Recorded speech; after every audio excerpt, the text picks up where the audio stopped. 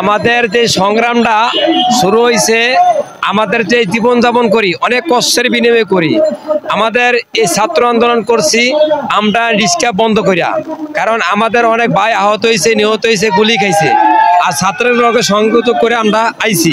কিন্তু আমার কথা হইলো এখন রিক্সা অটো গাড়ি চলবে, কিন্তু অলিতে গলিতে চলবে। স্বৈরাচার শেখ হাসিনার আমলে যেভাবে চলছে অলিতে গলিতে ঠিক এভাবে চলবে। কিন্তু এখন স্বৈরাচার শেখ হাসিনাকে আমরা বিদায় করছি, আমরা ছাত্র সমাজ নিয়ে বিদায় করছি, দেশবাসী সবাই বিদায় করছে।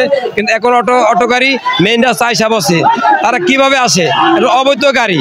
আরেকটা বিষয় হলো কারেন্টের ঘাটতি হয়, আমাদের কারেন্ট থাকে না, বিভিন্ন সমস্যা হয়ে যায়, মানুষ অ্যাক্সিডেন্ট হয়। এজন্য আমরা আবেদন করছি আমাদের যে অটো গাড়ি এটা এরিয়ার বাইরে চলবে, এরিয়ার ভিতরে চলবে না। আরেকটা কথা হলো আমি অন্তর্বর্তী সরকারের কাছে আমি আহ্বান করছি, ঢাকা মেডিকেল এবং ঢাকা মেডিকেলের এমন পরিবেশ তৈরি হয়েছে চারি বগল দিয়া একদম বিস্তৃত অবস্থা, যে কোনো মেডিকেল হোক, কোনো মেডিকেলের আশেপাশে কোনো দোকানপাট থাকবে না, একদম ক্লিন থাকবে।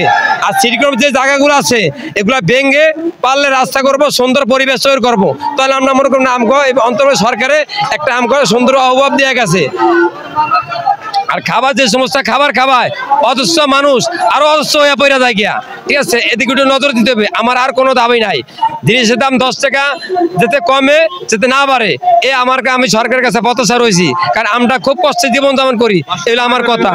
কিন্তু আমরা আগে তো যেই অবস্থা দেখছি, এখন যদি সেই অবস্থা থাকি তাহলে যেই লো হে কদু, এটা তোলা হইলো না। তা আমরা আশাবাদী সেই সরকারের কাছে, অন্তত সরকারের কাছে, ছাত্র সমাজের কাছে, যারা শিক্ষিত লোক তাদের কাছে, মানে আমরা একটু ভালো চলবো, ভালো খামু, এটা আমরা তার কাছে প্রত্যাশা করি। চলবে না রে, চলবে না, অটো রিক্সা চলবে না।